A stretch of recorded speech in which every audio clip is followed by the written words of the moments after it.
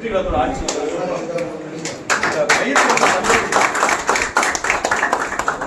தள்ளுபடி தவிர இப்ப எல்லா விஷயங்களும் வருத்தம் ஆக மற்ற எல்லா விஷயத்தையுமே அதாவது அமைச்சர் வரும்போது நேரடியாக அணுகும் பேசணும். வாட்ஸ்அப்ல செய்தி கூட அமைச்சர் ரிப்ளை பண்றாங்க. பிஎஸ் உடனடியா லைன் போடுறாங்க. எங்க இஷ்யூ என்ன இஷ்யூ முழுசா செய்தி அனுப்பிச்சு ஒரு வாய்ஸ் நோட் தெளிவு போட்டோம்னா ஒரு 2 நாளுக்கு ரிப்ளை வரும். சம்பந்தப்பட்ட அதிகாரி கூப்பிடுறாங்க. அங்க நிறைய பிரச்சனைகளை நல்லபடியா அதாவது மக்களுக்கு சேவை செய்ய வந்திருக்கிறோம். கட்சிக்காரங்களை காப்பாற்றவங்க கடந்த காலத்துல கட்சிக்காரங்களை காப்பாற்றுறதா இது சம்பாதிக்கிற வேலையா பார்த்தாங்க. மக்கள் நேரடியாக மனுக்களை வாங்குறாங்க, பேசுறாங்க, தீர்வு பண்றாங்க. எல்லா பகுதியிலையும் வந்து நல்ல ஒரு மக்களுக்கான மாற்றம் ஜனநாயகம் அடுத்த இடத்துக்கு நகர்ந்திருக்கு. ஜனநாயகம் கட்சிக்காரங்க நல்ல ஒரு மாற்றம். எல்லாம் 1000 வாங்கி ஓட்டு போட்டு இருந்தது இல்லை. இன்னைக்கு என்ன 2000 வாங்கிட்டு திருப்பி எல்லாம் தாவேக்கா என்னன்னா மக்களுக்கு ஒரு நல்ல சக்தி மாற்று சக்தி கிடைக்கல. கிடைச்சது நம்பிக்கையை ஏற்படுத்துது மக்களுக்கு. நம்ம மக்கள் வந்து ஒரு நல்ல வாய்ப்பை கொடுத்துருக்காங்க. கண்டிப்பா அந்த வாய்ப்பை காப்பாற்றுவோம். ஒவ்வொரு முறை முதல்வர் சொல்றாங்க, யாரையும் சம்பாதிக்க விட மாட்டேன், நானும் சம்பாதிக்க மாட்டேன், யாரையும் சம்பாதிக்கிற சும்மா வர மாட்டேன். இந்த டைலாக் எல்லாம் இதுக்கு முன்னாடி யாராச்சும் பேசியிருக்காங்களா? சட்டசபையில ஊழல் ஒழிப்புன்னு சொல்லி யாராவது தேர்தல் அறிக்கையில பேசியிருக்காங்களா? ஆக நீங்க எல்லாரும் தேர்தல் அறிக்கையில கொடுத்தது, முதல்வர் சட்டசபையில பேசுறது, அது எல்லாத்தையும் நடவடிக்கை எடுத்து உண்மையான ஒரு ஜனநாயகத்தை நீங்க எல்லாரும் இந்த 5 ஆண்டுகளுக்கு கொடுத்து மீண்டும் பல ஆண்டுகள் வந்து தமிழ்நாட்டு மண் நீங்கள் ஆளணும், மக்களுக்காக ஆளணும், மக்கள் வாழணும். ஆக இந்த மாதிரி ஒரு முயற்சி நீங்க தான் சொல்றேன். கடந்த முறை எம்ஆர்கே பன்னீர்செல்வம் வேளாண்மைத்துறை அமைச்சராக இருந்தார். இந்த நிகழ்ச்சிக்கு விவசாய சங்கத்தினர் எல்லாம் போய் ஏதாச்சும் நிகழ்ச்சிக்கு அழைப்பாங்க, வரவே மாட்டார். அப்புறம் உடனே மாவட்ட செயலர் லெட்டர் வாங்கிட்டு வர சொல்லுவார். நிகழ்ச்சிக்கு அழைச்சு என்ன பண்ணுவாருங்க, ஏதோ அவர்கிட்ட நம்ம மானியம் கேட்டு போன மாதிரி, திட்டத்தில் சலுகை கேட்டு போன மாதிரி அந்த மாவட்ட செயலர் லெட்டர் வாங்கிட்டு வைப்பார். அவர் ஒரு வேளாண்மைத்துறை அமைச்சர். வேளாண்மைத்துறை அமைச்சர் போய் விவசாய சங்க நிகழ்ச்சி அழைப்பது வழக்கம். எல்லா ஸ்டேட்லயும் என்ன பண்ணுவாங்க, வேளாண்மைத்துறை அமைச்சர் விவசாய சங்கம் நேரடி தொடர்புல இருப்பாங்க. அது விவசாய சங்கத்தில் நினைச்சு போன் அடிச்சு எடுத்து பேசுவாங்க, ரிப்ளை பண்ணுவாங்க. இந்த மாதிரி நிறைய விஷயங்கள் நடக்கும். தமிழ்நாட்டில் மட்டும் அது நடக்கவே நடக்காது. நீங்க கேரளாவுக்கு போங்க, வேளாண்மைத்துறை அமைச்சர் தமிழ்நாட்டிலிருந்து கூட போய் சந்திக்கலாம். போன் பண்ணி பேசிட்டா போது இத்தனை மணிக்கு இங்க வான்னு சொல்லுவாங்க, பேசலாம். நாம போய் பேசும்போது அந்த எந்த பிரச்சனைக்காக போறோமோ அதுக்கான அதிகாரி கூட உட்காந்துருக்கோம். வெறுமனே நம்ம வந்துட்டு மனு வாங்கிட்டு நான் அதிகாரிகிட்ட கேட்டு சொல்றேங்கிறது அந்த துறையோட அதிகாரியும் கூட. ஏன்னா நம்ம தமிழ்நாட்டுல இருந்து போறோம். ஏன்னா தமிழ்நாடு கேரளா வெளியில இந்த நதிநீர் பிரச்சனை நிறைய இருக்கு. அங்க தண்ணி அடைச்சு வச்சிருவாங்க, அங்க ஒரு பிரச்சனை போயிருக்கும், நம்மளுக்கு தண்ணி பத்தாம இருக்கும், இல்ல அங்கிருந்து கூடுவாங்க. இந்த மாதிரி எங்களுக்கு தண்ணி தேவையா இருக்கு, உங்க அதிகாரி அடைச்சு வச்சுட்டாங்க, கொஞ்சம் விட சொல்லுங்க, நாங்க பேசுறோம். இந்த மாதிரி பல விஷயங்கள் நடக்கும்போது கேரளாவுக்கு போகும்போது மட்டும் பாத்தீங்கன்னா அந்த அதிகாரிகள் கூட அப்போ ரிப்ளை கிடைக்கும், அப்போ ஒரு டிஸ்கஷன் நடக்கும், ஒரு சொல்யூஷன் கிடைக்கும். ஆனா தமிழ்நாட்டுல இங்க எல்லாம் இந்த அதிகாரி நீங்க அதே மாதிரி டெல்லிக்கு போனீங்கன்னாலும் அப்பாயின்மெண்ட் முறையா வாங்கிட்டு போனோம்னா அதிகாரிகிட்ட அந்த சம்பந்தப்பட்ட ஃபைல் அங்க இருக்கும், அதுக்கு ரிப்ளை, ஆன்சர், டிஸ்கஷன் ஆல் ரெடியா இருப்பாங்க. ஆனா இங்க தமிழ்நாடு சட்டசபைக்கு உள்ள போக முடியாது 1, போனீங்கன்னா அமைச்சரை பார்த்து பேச முடியாது 2, அங்க போய் எதுக்கு பேச முடியும்னா டிரான்ஸ்பர், டெண்டர், அதுக்கு தனி ஒரு பிஏ போட்டிருப்பாங்க. அது மூளையில இருந்து குசு குசுன்னு பேசுவார், காதுல கேட்காது. பென்சில் சீட் எழுதி கொடுப்பார், அதை கொடுக்க வேண்டிய இடத்துல கொடுத்தா கிடைக்க வேண்டிய. இதுக்கு தான் தலைமைச் செயலகம் பயன்படுது. அந்த ஆட்சிக்கு வந்ததுக்கு அப்புறம் பாத்தீங்கன்னா தலைமைச் செயலகத்தில் நேரடி எல்லாரும் போறாங்க, எல்லா அமைச்சரையும் பாக்குறாங்க. நாங்க ஆட்சிக்கு வந்ததையுமே வாழ்த்துக்களை வரப்போ தெரிவிச்சோம். போன ஆட்சியில வந்து நாங்க படாத பாடு கொஞ்சம் நெச்சம் இல்லை. இப்போ கர்நாடகாவில் பாத்தீங்கன்னா கறிக்கோழி வளர்க்குற விவசாயி கிலோ 10 ரூபா கொடுக்குறாங்க வளர்ப்பு. தமிழ்நாட்டில் 6.50 பைசா. இங்கேயும் 10 ரூபா உயர்த்தி கொடுங்கன்னு சொல்லி போராட்டம் பண்ணதுக்கு போராட்ட காலத்துல இல்லாத என்ன பிடிச்சி 7 வழக்கு போட்டு வேலூர் செயல் ஒட்டி போட்டாங்க. 32 விவசாயிகள் பிடிச்சி செயல் அடைச்சாங்க. கர்நாடகாவில் கொடுக்குற அதே கம்பெனி தமிழ்நாட்டில் பிசினஸ் பண்ணுது. அப்ப அங்க 10 ரூபா கொடுக்குறேன், 6.50 பைசா கொடுக்குறேன். ஏன் எப்படி பண்ற, எங்க ஊர் விவசாயம் நிறுத்தி வாங்கன்னு கேட்டு வாங்கி கொடுத்தா வேலை முடிஞ்சிடும். அது கரெக்டா அந்த தேர்தல் நேரத்துல கொண்டு போய் பொங்கல் சமயத்துல கொண்டு உள்ள வச்சேன். மக்கள் புற கோரிச்சு வந்து எங்க ஏரியாவில் திமுக அத்தனை பணத்தையும் தாண்டி விவசாயம் தோக்கடிச்சு விட்டாங்க. வெற்றிகளை நல்லா ஜெயிச்சு வந்தேன்.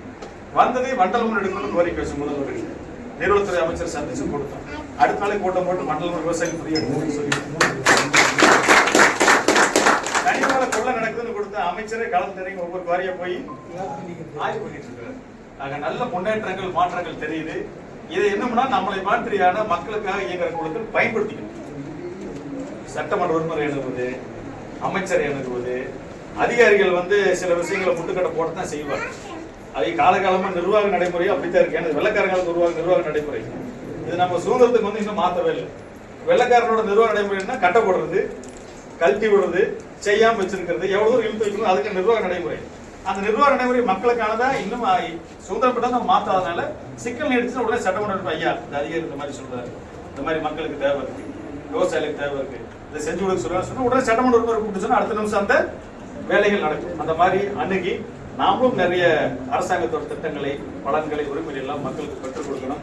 போராட்டம் மட்டுமே வாழ்க்கையில் உரிமையை பெற்றுக் கொடுப்பதும் ஒரு பகுதி. அந்த பகுதியை இங்க இருக்கக்கூடிய நம்ம சங்க நிர்வாகிகள், பெரியவர்கள் முன்னோடி எல்லாம் சிறப்பாக செய்து கொடுக்கணும் கேட்டுக்கொண்டு மீண்டும் ஒரு முறை இங்க வந்து அனைத்து வெற்றி கழக நண்பர்களுக்கும் இங்க நம்ம திறந்த வைத்த நிகழ்ச்சியில கலந்து கொண்ட மாண்புமிகு சட்டமன்ற உறுப்பினர்களுக்கு மனமார்ந்த வாழ்த்துக்களை தெரிவித்துக்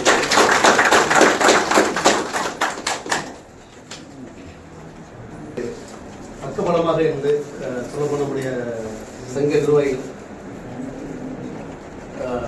துணைத் தலைவர் ஜவஹர், அதுபோல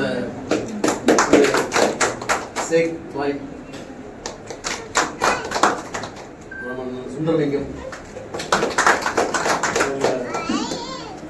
டேவிட் கஸ்பரன் அவர்கள், காண்டிகன் அவர்கள், அதே போல விடுதலை சிறுத்தைகள் கட்சியை சார்ந்த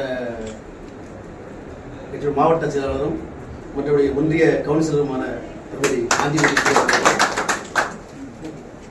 ராதாபுரம் வள்ளி ஒன்றிய தமிழக விவசாயிகள் பாதுகாப்பு சங்கத்தின் வள்ளி ஒன்றிய மகளிரணி செயலாளர் சகோதரி ஹென்சி மேரி, மற்றபடி அந்த பொழுதில் நன்றியை தெரிவித்துக் கொள்கிறோம்.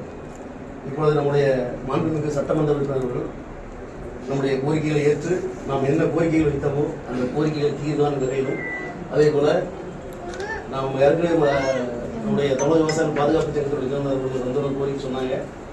இந்த கட்டிடத்துக்கு வந்து நம்ம 8500 ரூபா வாடகை கொடுத்துட்டு இருக்கோம். ஆனால் இது எங்களுக்கு ஒரு பெரிய சுமை தான். இருந்தாலும் ஒரு சௌகரியமாக இருந்தாலும் கூட வந்து ஒரு சுமை தான். விவசாயிகளை பொறுத்தவரை நாங்கள் இருந்து லாபம் ஒன்றும் பார்க்கல. 6-7 மாதம் வாடகை கொடுத்துட்டோம், ஆனால் வருமானம் இல்லை. இருந்தாலும் வந்து கையில் இருந்து கொஞ்சம் சிரமப்பட்டு தான் பண்ணுறோம். சரி, எதிர்காலத்தில் வந்து ஒரு மாற்றத்தை கொண்டு வர முடியுங்கிற ஒரு நம்பிக்கை எங்களுக்கு இருக்குது. இழந்து ஒரு பக்கம் இருந்தாலும் வந்து எதிர்காலத்தில் நோக்கி ஒரு நம்பிக்கை எங்களுக்கு இருக்குது.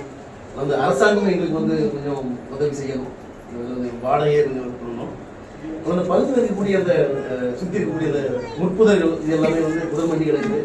நாங்கள் வந்து நிறைய பாம்புகள்லாம் பார்த்துட்டு இருக்கோம். எந்த பாம்பையும் நாங்கள் அடிக்க மாட்டோம். ஏன்னா நாங்கள் இயற்கை விவசாயிகள். அது அப்போ போயிட்டு இருக்கு. நான் அதுக்கு எடுத்து நம்ம வந்திருக்கோம். இதெல்லாம் ஏதாவது கிளீன் பண்ணி வச்சுருந்தீங்கன்னாக்கி அந்த புதரில் இருக்கிற பாம்பை வந்து தரையில் பார்த்துருவோம், பார்த்து வாங்கிட்டு வருவோம். அந்த இடங்களை கொஞ்சம் கிளீன் பண்ணி தரணும். அது ஒரு கோரிக்கையாக வச்சிருக்கோம். அந்த தருணத்தில் மேடம் வந்திருக்காங்க. ஆமாம், இப்போது நம்முடைய மாநில சட்டமன்ற உறுப்பினர் அனைவருக்கும் வணக்கம். ஃபர்ஸ்ட் ஆஃப் ஆல் இங்கே வந்து விவசாயிகள் வந்து இந்த மாதிரி ஒரு ப்ரோக்ராம் கண்டக்ட் பண்ணுறாங்க, நீங்கள் வருவீங்களா அப்படின்னு சொல்லி கேட்டாப்புல ஒரே ஒரு வார்த்தை தான் சொன்னேன். விவசாயிகள் எப்போ என்ன கேட்டாலும் சரி நான் கண்டிப்பாக இருப்பேன். 2 நாளைக்கு முன்னாடி சட்டசபையில் இருந்தோம், நீங்கள் பார்த்தீங்க. அது அங்கே வந்து அங்கேருந்து எப்போ கிளம்புவோன்னு தெரியாத ஒரு சுச்சுவேஷன் இருந்துச்சு. செவ்வாய்க்கிழமை முடிஞ்சது. வந்த உடனே வியாழக்கிழமை இப்படி காலையில் ஒரு ஃபங்க்ஷன் அப்படின்னாங்க. வியாழக்கிழமை லிஸ்ட் எடுத்து பார்த்தோம். கிட்டத்தட்ட ஒரு 8-9 இடத்துக்கு போக வேண்டியது. இதுக்கப்புறம் இன்னும் வரிசையாக இருக்குது. நைட் வரைக்கும் நீங்கள் ஃபங்க்ஷன், நீங்கள் வருவீங்களா அப்படின்னு சொல்லி கேட்டாப்புல ஒரே ஒரு வார்த்தை தான் சொன்னேன். விவசாயிகள் எப்போ என்ன கேட்டாலும் சரி நான் கண்டிப்பாக இருப்பேன். 2 நாளைக்கு முன்னாடி சட்டசபையில் இருந்தோம், நீங்கள் பார்த்தீங்க. அது அங்கே வந்து அங்கேருந்து எப்போ கிளம்புவோன்னு தெரியாத ஒரு சுச்சுவேஷன் இருந்துச்சு. செவ்வாய்க்கிழமை முடிஞ்சது. வந்த உடனே வியாழக்கிழமை இப்படி காலையில் ஒரு ஃபங்க்ஷன் அப்படின்னாங்க. வியாழக்கிழமை லிஸ்ட் எடுத்து பார்த்தோம். கிட்டத்தட்ட ஒரு 8-9 இடத்துக்கு போக வேண்டியது. இதுக்கப்புறம் இன்னும் வரிசையாக இருக்குது. நைட் வரைக்கும் நீங்கள் ஃபங்க்ஷன் இருக்குது. ஸோ எல்லாம் ரெடி பண்ணும்போது அப்போ ஃபஸ்ட்டு ப்ரையாரிட்டி விவசாயிகள் கொடுக்கணும் அப்படின்னு சொல்லி எடுத்த உடனே முதல்ல வண்டி அங்கே விடுங்கன்னு சொல்லி நேரம் வந்தது தான் இங்கே. எப்பயுமே இப்போ மட்டும் இல்லை, எப்பயுமே கண்டிப்பாக வந்து விவசாயிகளுக்காக நாங்கள் வந்து கண்டிப்பாக இந்த ஒரு ஃபங்க்ஷனாக இருந்தாலும் சரி. அண்ணன் சொன்ன மாதிரி முந்திலாம் வந்து பல இடத்துல நீங்கள் பேசி வர மாதிரி இருக்கும். எங்கள் தளபதி எங்கள் அண்ணன் சொன்ன மாதிரி ஒரே ஒரு பவர் சென்டர் தான் ராதாபுரத்துக்கு. அது நான் மட்டும்தான். எப்போ என்ன வந்து பார்க்கணும் யாரும் பார்க்கலாம். அதுக்கு எந்த ஒரு தடங்களும் கிடையாது. ஒரே ஒரு ஃபோன் பிஏட்டர் போடுங்க, அவர் உங்களை கனெக்ட் பண்ணுவார். இந்த ஊரில் நான் இருந்தேன் அப்படின்னா, திருநெல்வேலியில் இருந்தேன் அப்படின்னா கண்டிப்பாக நீங்கள் எப்போனாலும் என்னை பார்க்கலாம். சென்னையில் இருந்தால் கஷ்டம், மற்றபடி என்னை பார்க்க முடியாதுன்னெலாம் இல்லை. நீங்கள் ஒன்றிய செயலாளர் அழுகணும், பேரூர் அழுகணும், அந்த மாவட்ட செயலாளர், அது எதுவுமே கிடையாது. இங்கே நான் தான் மக்கள் பிரதிநிதி. நீங்கள் டேரெக்டாக நீங்கள் என்ன பார்க்கலாம், நீங்கள் பார்த்துக்கலாம். அதையும் நான் இந்த பதிவு பண்ணிக்கிறேன். இப்போ இங்கே வருகை தந்திருக்கும் அனைத்து விவசாயிகள், நீங்கள் நிறைய சங்கங்கள்லாம் சொன்னீங்க, நான் மன்னிக்கணும். அதெல்லாம் பேர்லாம் வந்து ஆக்சுவலாக இன்னும் நான் வந்து ஃபெமிலியரைஸ் ஆகலை. ஸோ அதனால் இன்னொரு தடவை நீங்கள் எல்லாத்தையும் எனக்கு வந்து ப்ராப்பராக என்னென்ன ராதாபுரத்துக்குள்ளே இருக்குன்னு நீங்கள் எழுதி கொடுத்தீங்கன்னா அதை நான் ஒரு தடவை தனிப்பட்ட முறையில் நான் பார்த்துட்டு தெரிஞ்சுப்பேன். திருப்பூர்லேருந்து அண்ணா வந்திருக்காங்க. ஸோ சத்யபாமா மேடம் வந்து 2 நாளைக்கு முன்னாடி நாங்கள்லாம் ஒன்றா உட்காந்து பேசினோம். ஸோ ரொம்ப நல்ல ஒரு இடம் அண்ணா வந்ததும் அதே மாதிரி இப்போ தான் சொன்னாங்க, ஜெயிலில் பிடிச்சி போட்டாங்க, இந்த மாதிரி பிரச்சனை இருந்துச்சு வச்சது எல்லாமே இப்போ காதில் சொன்னாங்க. ஸோ அது என்ன சொல்கிறது, அது உண்மையிலே பெரிய விஷயம். அந்த மாதிரி ஒரு இடத்துல ஒரு விஷயத்துக்காக போராடி அதுக்காக நம்ம வந்து ஜெயிலுக்கு போயிட்டு மக்களுக்காக நிற்கிறதுன்றது வந்து பெரிய விஷயம் தான். அது ஃபர்ஸ்ட் ஆஃப் ஆல் வந்து உங்களுக்கு வந்து ஸோ இப்போ இந்த இடத்துல வந்து நீங்கள் வந்து இந்த பிஸ்னஸ், அதாவது நம்ம ஃபார்மர்ஸ் அண்ட் கன்சூமர்ஸ்க்கு நடுவில் வந்து நம்ம வந்து இந்த மாதிரி ஒரு இடம் இருக்குது அப்படின்றது ரொம்ப சந்தோஷமா இருக்கு. நீங்கள் வந்து அதை நான் திறந்து வச்சேன் அப்படின்றது ரொம்ப ரொம்ப சந்தோஷமா இருக்கு. இப்போ ஃபுல்லாக இருப்பேன்னு சொல்லியிருக்காங்க. ஸோ இதை வந்து நான் என் சைடில் எப்படி நான் இதை ப்ரமோட் பண்ண முடியுமோ நான் கண்டிப்பாக பண்ணி கொடுக்குறேன். இன்னைக்கு எடுத்த ஃபோட்டோஸாக இருக்கட்டும், இன்னைக்கு எடுத்த வீடியோஸாக இருக்கட்டும், இது எல்லாமே வந்து என்னோட இன்ஸ்டாகிராம்லேயும் ஃபேஸ்புக்லேயும் வாட்ஸ்அப்லேயும் வரும். இது மக்களுக்கு போய் சேரும். இதில் என்னென்னலாம் இருக்குன்ற லிஸ்ட் வந்து நான் பின்ன மேடம் எங்களுக்கு அனுப்பி வச்சாங்க அப்படின்னா அந்த லிஸ்ட்டையும் நம்ம வந்து இந்த லொக்கேஷனை போட்டு இந்த மாதிரி இந்த விஷயங்கள் இது கிடைக்குதுன்றத மக்களுக்கு வந்து டைரெக்டாக கொண்டு போய் சேர்க்க வேண்டியது என்னோட கடமை. அதை நான் கண்டிப்பாக பண்ணி கொடுக்குறேன். ஆமாம், அதே மாதிரி நீங்கள் வந்து சொல்லியிருந்தீங்க இந்த மாதிரி இப்படி இந்த ரெண்ட் வந்து அதிகமாக இருக்குது அப்படின்றது. ஸோ அதுவுமே நம்ம வந்து ஒரு மனு மாதிரி நீங்கள் கொடுங்க, என்ன அதை பண்ண முடியும் அப்படின்றது நம்ம பார்ப்போம். ஸோ இது போக இப்போ நான் வந்து ஒரு மருத்துவராக என்ன எல்லாத்துக்கும் தெரியும், அறுவை சிகிச்சை நிபுணர் அப்படின்னு தெரியும். என்னோட ஃபேமிலி பார்த்தீங்க அப்படின்னா என்னோட தாத்தா ஆர்பி காசிராஜ் அப்படின்றவங்க வந்து நம்ம காமராஜரோட நண்பர். அந்த காலத்திலேயே வந்து விவசாயம்லாம் பண்ணி எங்களுக்கு வந்து ஒரு ஃபார்ம் லேண்ட் இருக்குது. கிட்டத்தட்ட நம்ம டவுன் தாண்டி நம்ம மனோன்மணியம் யூனிவர்சிட்டி இருக்கு, அதை தாண்டி ஒரு ஃபார்ம் இருக்குது. அதில் வந்து நிறைய விவசாயம்லாம் பண்ணாங்க. முன்னாடி தாத்தா பண்ணாங்க, தாத்தா காலத்துக்கு அப்புறம் எங்கள் பெரியப்பா பண்ணாங்க, எங்கள் அப்பா எல்லாம் சேர்ந்து பண்ணி இப்போ தான் வந்து அதை வந்து கொஞ்ச நாளாக யாரும் பார்க்க முடியல அப்படின்றனால அது கொஞ்சம் ஸ்டாப் பண்ணவே தவிர எல்லாமே பண்ணோம். அதுதான் நான் காய்கறி பற்றி கேட்டேன். ஏன்னா எங்கள் ஃபேமிலி வந்து காய்கறி பிஸ்னஸ் தான் எங்களோட மெயின் ஃபேமிலி. ஆர்பிகேன்னு சொல்லி நீங்கள் கேட்டு பார்த்தீங்கன்னா திருநெல்வேலியில் தெரியாத ஆளே கிடையாது, எல்லாத்துக்குமே தெரிஞ்சிருக்கும். ஸோ அந்த மார்க்கெட், காய்கறி கடை மார்க்கெட் ஓப்பன் பண்ணதும் எங்கள் தாத்தா தான் அந்த காலத்தில். ஸோ அதனால் நீங்கள் காய்கறிகள் வைக்கிறீங்க அப்படின்னாலும் அது ரொம்ப சந்தோஷமான விஷயம். அதை நான் வந்து கண்டிப்பாக அதையும் வந்து நான் உங்களுக்கு ப்ரமோட் பண்ணி கொடுத்துட்றேன் அதையும். ஆமாம். ஸோ இது போக உங்களுக்கு எப்போனாலும் நீங்கள் எதுனாலும் நீங்கள் வந்து அணுகலாம்ன்றதையும் இதில் நான் சொல்லிக்கிறேன். அந்த தண்ணி பிரச்சனையை பற்றி நம்ம வந்து ஒரு பெரிய ஸ்கெட்ச் போட்டு வச்சுருக்கோம். அவருக்கு தெரியும், அண்ணனுக்கு தெரியும். ஆமாம். ஸோ அதனால் அதை வந்து நம்ம எப்படி நம்ம நடைமுறைக்கு கொண்டு வர போகிறோம் அப்படின்றது நம்ம ஒரு பிளானாக எடுத்து வச்சுருக்கோம். சட்டசபையில் அடுத்து நான் இப்போ இந்த பட்ஜெட் செஷனில் வந்து கண்டிப்பாக நான் பேசுவேன். ஸோ ராதாபுரத்தை ரெப்ரசென்ட் பண்ணி இங்கே இருக்கிற முக்கிய பிரச்சனைகள் எல்லாமே ஆல்ரெடி என்னென்ன மனுக்கள் வந்துச்சோ அது எல்லாத்தையுமே நான் வந்து அந்த கொஸ்டின்ஸ் அனுப்பியாச்சு. அது கிட்டத்தட்ட ஒரு 250-300 கொஸ்டின்ஸ் அனுப்பியிருக்கோம். அதில் எது பேச முடியுன்றது சபாநாயகர் வந்து அவங்க டிசைட் பண்ணுறாங்களோ அதுக்கப்புறம் அது என்கிட்ட வரும். வந்ததுக்கப்புறம் அதை வந்து கண்டிப்பாக அதை நம்ம பேசுவோம். இந்த விவசாயிகளோட கோரிக்கைகளை பற்றியும் பேசுவோம். அது போக அன்னைக்கு அந்த மீட்டிங், நீர்வளத்துறை மீட்டிங்கில் வந்து அந்த குற்றப்பாஞ்சல் மேலே போய் பார்க்கணும்னு சொல்லியிருந்தோம். அது டிஎஃப்ஓ கிட்ட அன்னைக்கே ட்ரை பண்ணோம், அன்னைக்கு முடியல. அதுக்கப்புறம் அது அப்படியே கொஞ்சம் நானும் சட்டசபைக்கெலாம் போயிட்டு அதனால கொஞ்சம் டைம் ஆயிடுச்சு. இப்போ இன்றைக்கும் நாங்கள் வந்து அவர்கிட்ட பேசுறதுக்காக ட்ரை பண்ணிட்டு இருக்கோம்.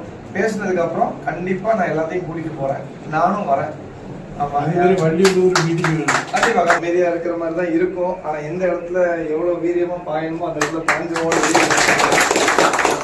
அது மாதிரி சொன்ன இடத்துல எல்லாமே வந்து நடக்கும். கண்டிப்பாக அமைச்சர்களை வந்து பார்க்கறது வந்து ரொம்ப ஈஸி தான். அண்ணன் சொன்ன மாதிரி கேரளாவில் நீங்கள் சொன்னீங்க இந்த மாதிரி அந்த துறையை சார்ந்தவங்க இருப்பாங்க அப்படின்னு. இங்கே என்ன பண்ணுறாங்க அப்படின்னா அந்த அமைச்சர் கூட ஒரு 4 பேர் இருப்பாங்க அந்த ரூமில்.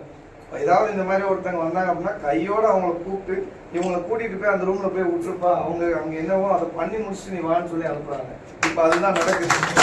அதனால் நீங்கள் அமைச்சர்களை பார்க்கணும் அப்படின்னாலும் அதை ஏற்பாடு பண்ணி கொடுக்க வேண்டியது என்னோட கடமை. அதை நான் பண்ணி கொடுக்குறேன். ஸோ அதையும் வந்து நீங்கள் கேட்கலாம், ரெக்வஸ்ட் பண்ணிங்கன்னா கண்டிப்பாக உங்களுக்கு அதையும் நாங்கள் பண்ணி கொடுப்போம்.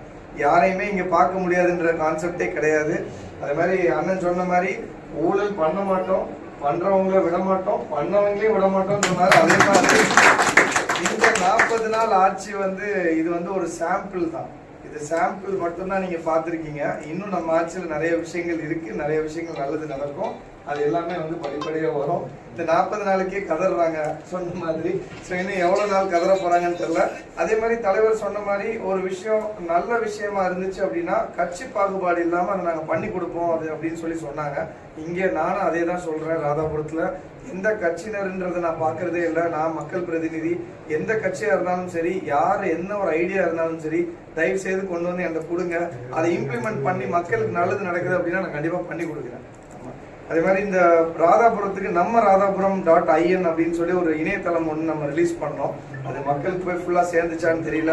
ஆன்லைன்ல வந்து கம்ப்ளைண்ட் பண்ற சிஸ்டம், அதாவது நீங்க ஒரு கம்ப்ளைண்டா இருக்குது, நீங்க ஒரு மனு கொடுக்கறதுக்கு ஆபீஸ் வர முடியல அப்படின்னா நீங்க உங்க போன் மூலமாவே நீங்க அந்த இணையதளத்துல போய் கம்ப்ளைண்ட் பண்ணிக்கலாம். அதே மாதிரி உங்களுக்கு ஒரு ஐடியா இருக்கு அப்படின்னா நீங்க அந்த ஐடியாஸை நீங்க அதில் தெரியப்படுத்தலாம். யாராவது ஒருத்தருக்கு வேலை வாய்ப்பு வேணும் அப்படின்னு நினைச்சீங்கன்னா அவங்களோட சிவில ரெஸ்யூம் வந்து அனுப்ப சொன்னீங்க அப்படின்னா அவங்க அனுப்பிட்டாங்க அப்படின்னா நாங்க அந்த சிவிலாம் நாங்க எடுத்து வச்சிருக்கிறோம். ஏதாவது கம்பெனிக்காரங்க வந்து இது மாதிரி இப்படி எனக்கு ஆள் தேவைன்னு சொன்னாங்கன்னா அந்த சிவி மேட்ச் பண்ணி நாங்களே வந்து அவங்களுக்கு டைரக்டா இது பண்ணிடுவோம். ஸோ அது மாதிரி பண்ணி கொடுக்குறோம். டிரான்ஸ்பர்ஸ் எல்லாம் முந்தைய வந்து காசு வாங்கினாங்க, அது எனக்கு தெரியாது இல்லை. இப்போ டிரான்ஸ்பர்ஸ்லாம் வந்து காசு கிடையாது, ஆன்லைன்ல தான் அப்ளை பண்ணணும்னு சொல்லிட்டாங்க. ஸோ டெண்டர்ல இருந்து எல்லாமே வந்து இப்போ ஆன்லைன் ப்ரொசீஜர் ஆயிடுச்சு. எதுவுமே வந்து நம்ம வந்து எங்கேயுமே அலைய வேண்டாம். ஸோ அதனால எல்லாமே வந்து இது ஒரு ஆரம்பம் தான். 40 நாள்ல ஒரு சாம்பிள் காட்டியிருக்காங்க தளபதி.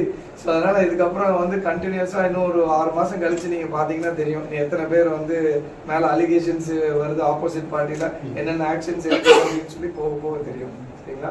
ஸோ அதனால எனக்கு இந்த விழாவுக்கு வந்து என்னை ஃபர்ஸ்ட் ஆஃப் ஆல் இன்வைட் பண்ணீங்க. அந்த நேரத்துக்கு வந்து இங்க எல்லாரும் வந்து இவ்வளவு நேரம் இருந்திருக்கிறீங்க. ஸோ எல்லாருக்கும் வந்து அது போய் எனக்கு பேசுறதுக்கும் டைம் கொடுத்துருக்கு.